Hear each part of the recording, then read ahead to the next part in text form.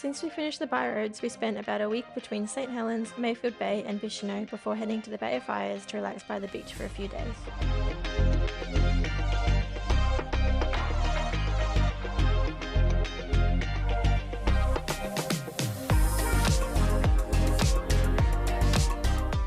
When we arrived at Cozy Corner, we were lucky enough to find a spot right on the beach, and we couldn't have been more excited to spend our next couple of days here.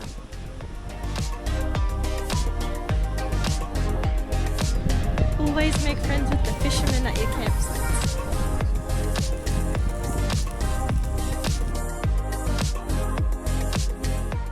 The first 2 days were pretty cold and cloudy, so we were mostly reading and I edited some videos, but eventually the sun came out and it was warm enough to get in the water.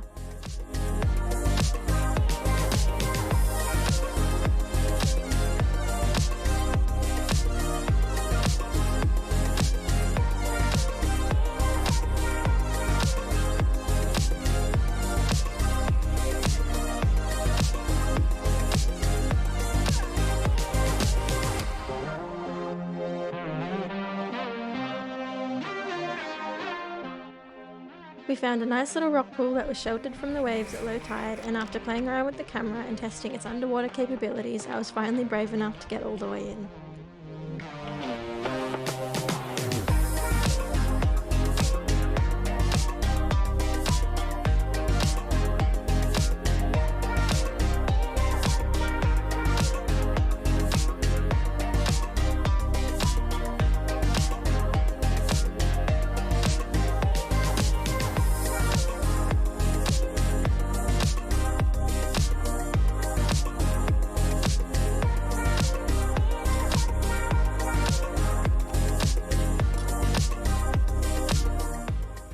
Unfortunately, it came time to leave this beautiful spot and start making our way back to Devonport.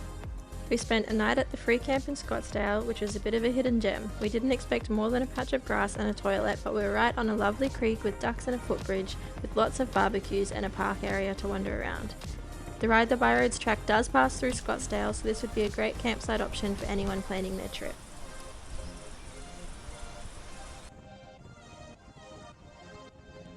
Then we had one final ride to Devonport, and it was a windy one. I spent most of the day in a tuck to try and hide from the wind, but we were still being pushed off the road unexpectedly. So the last couple of weeks with our tent, the zip has slowly been getting more and more difficult to use, and you can see that it's starting to derail or bulge a bit, and yeah, it's just been getting worse. We're in Devonport due to get on the ferry the day after tomorrow, and we're having to crawl out because we can't open it all the way. So this zip you can see is coming apart there, and this one even worse. So we can't really open them all the way. If we really try, I think we can, but we can still close them, this one at least, but we can't get it higher than here. Or we're probably just going to break it, or it's at least it takes a long time to get it past there and it's not worth it. So we're crawling out of here and here to get out of the tent. Luckily we've got a new one in Melbourne that we'll be able to get. Once we get there, we can ditch this one and have a working zip.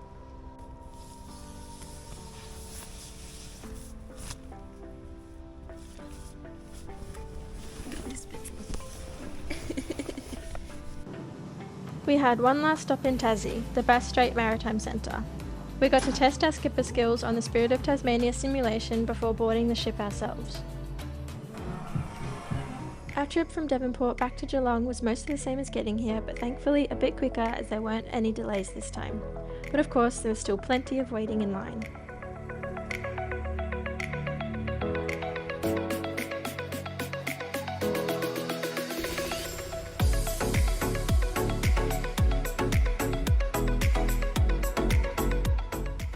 Once we made it to the first window, they gave us our tickets, and then we moved on to the next line where they make sure we don't have any dangerous goods or quarantine items with us.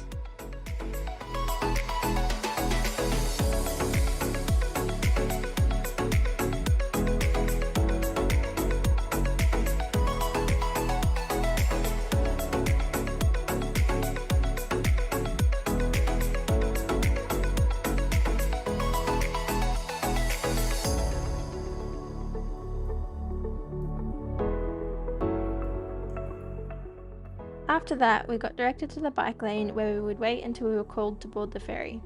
We chatted to other bikers until it was time for the last lineup, slowly crawling up the ramp and onto the ship.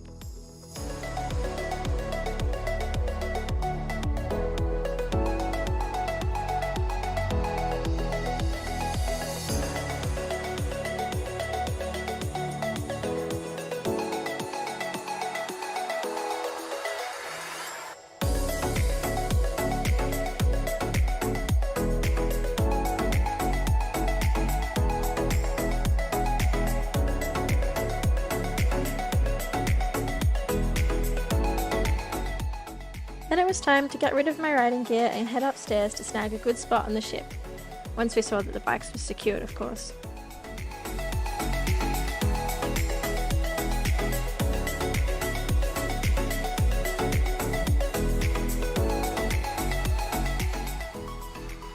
There are plenty of maps around the ship if you get lost or aren't sure how to get somewhere, and there are heaps of nice areas to spend your time in. There are even activities like the arcades, video games, and even cinemas. I spent most of my time editing videos and occasionally hopping up to stretch my legs and have a look at the water, but it wasn't long until we were pulling into Geelong and it was time to put our riding gear back on and disembark the ferry.